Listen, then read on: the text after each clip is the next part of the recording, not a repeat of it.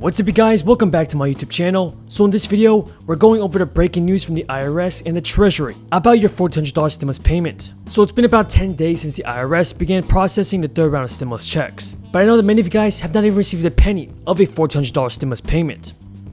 So here's what you guys have to know. The IRS says that more stimulus payments are on the way tomorrow. They claim that a second wave of stimulus checks will be sent out March 24th, Wednesday. So guys, please be sure to stay on the lookout for your $1,400 stimulus check, because I know that many of you guys are in need, because I know that many of you guys in this community need that money. And just a reminder everybody, don't forget that I'm still doing an Amazon gift card giveaway. This Friday, I'll be announcing 2 winners of a free $100 Amazon gift card. So if you would like to enter the win, all you have to do is subscribe to my channel, smash the like button, and share my videos with your friends and family, so they too can get the most up-to-date and reliable stimulus check news. I know that many of you guys have now received your second stimulus check and even third stimulus payment, and I want to do my best in giving back to the community. So be sure to enter this free Amazon gift card giveaway. So people who receive Social Security retirement benefits, survivor or disability benefits like SSDI, and even SSI are all eligible for the third stimulus check. The IRS also claims that most of these recipients will receive the third stimulus checks via the same method that they received the first and second ones. The IRS, along with the US Treasury, said last week that they have already distributed 90 million economic impact payments, or stimulus checks. Most of the first batch of payments were sent via direct deposit, but an estimated 150,000 payments were also sent by mail. Good news guys is that the IRS announced that it has processed a new batch of stimulus checks, which will have a payment date of Wednesday, March 24th. It did not offer any specifics or new specifics about when federal benefit recipients, like those of you that are on SSI or SSDI, could expect to receive a payment. But here's what the IRS says. The IRS, working directly with the Social Security Administration, the Railroad Retirement Board, and the VA Administration to obtain updated 2021 information for recipients to ensure it is sending automatic payments to as many people as possible. More information when those payments will be available will be provided on irs.gov as soon as it becomes available. Now folks, remember that if you get the first 2 stimulus checks as a paper stimulus check, then it is possible you will get a direct deposit this time. Treasury said in news release, the vast majority of taxpayers receiving EIPs will receive it by direct deposit. In addition, the IRS and the Bureau of the Fiscal Service leverage data in the systems to convert many payments to direct deposits that otherwise would have been sent as paper checks or prepaid debit cards. Now folks, remember to check the status of your third stimulus check on the Get My Payment tool. Before you start entering information hourly, the IRS says the tool updates once per day, usually overnight, and that people should not call the IRS because the phone assisters do not have any information about your third stimulus payment. So guys, just be sure to stay patient and stay calm because a third stimulus check is definitely on the way. Social Security and other federal beneficiaries will generally receive this payment the same way as their regular benefits according to the IRS, but a date has not been announced yet for when payments are expected for individuals who receive benefits but didn't file taxes in 2019 or 2020. The Get My Payment tool is available on the IRS website, and to use it, all you have to do is enter your Social Security number, date of birth, and street address. In regards to unemployment benefits, around 2 million people could face delays receiving enhanced unemployment insurance, including a $300 federal benefit. New data from the Treasury Department released Monday indicated a slight dip in the amount of unemployment money going out the door. Around 18 million Americans are still claiming unemployment insurance a year into a pandemic. Some states indicate that they are prepared to pay out benefits as soon as this week. The New York Department of Labor said on March 17th that there will be no lapse in aid, though the agency posted a tweet Monday notifying people there could be a 1 to 2 delay at most. Thank you for watching everybody. Until next time, have a great day and stay safe. Don't oscillate back and forth every time a different party wins the majority. So let's think of something like the Mexico City policy, the executive branch policy about funding overseas abortions.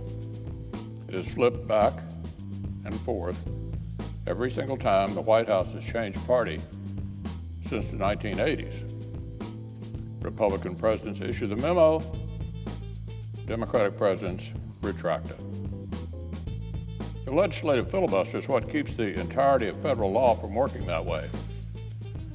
For a long time, senators on both sides have recognized the Senate and the country are better off with some actual stability.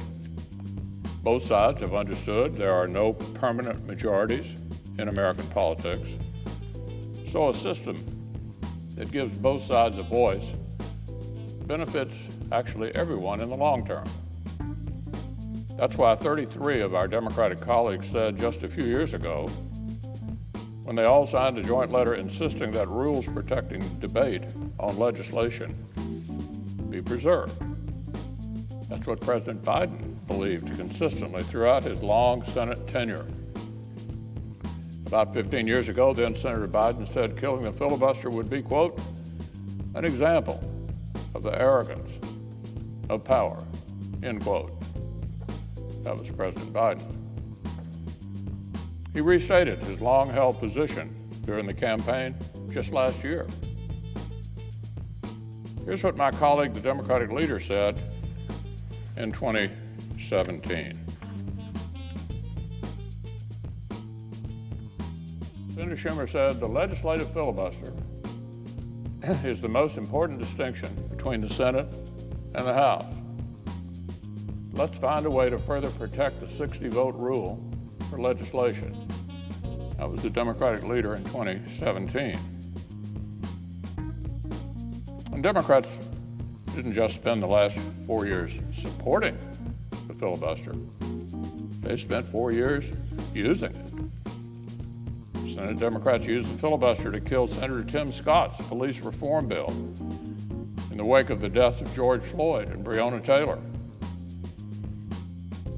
We could have had federal legislation on the books since last summer, putting more body cameras on police officers, requiring fuller incident reporting to the FBI, and finally making lynching a federal crime, among other things. Democrats stopped it. They stopped it using the filibuster. A few months before, they used the filibuster to briefly turn the partisan sprint toward the CARES Act into a partisan standoff. The press marveled that Senate Democrats had the gall to block relief, a tactic that helped tank the markets in order to demand further changes. And back in early 2018, Senate Democrats used the filibuster to block government funding and force a brief government shutdown over, of all things, immigration. One of the Democratic leader's first major acts as the leader of his conference was to wield the filibuster to shut down the entire federal government.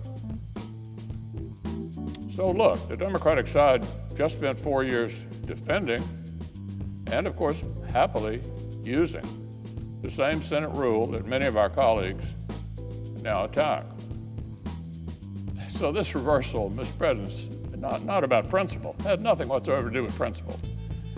And it's just raw power, raw power. 3 years ago, the assistant Democratic leader was asked about a Senate majority going nuclear and killing the legislative filibuster. Here's what's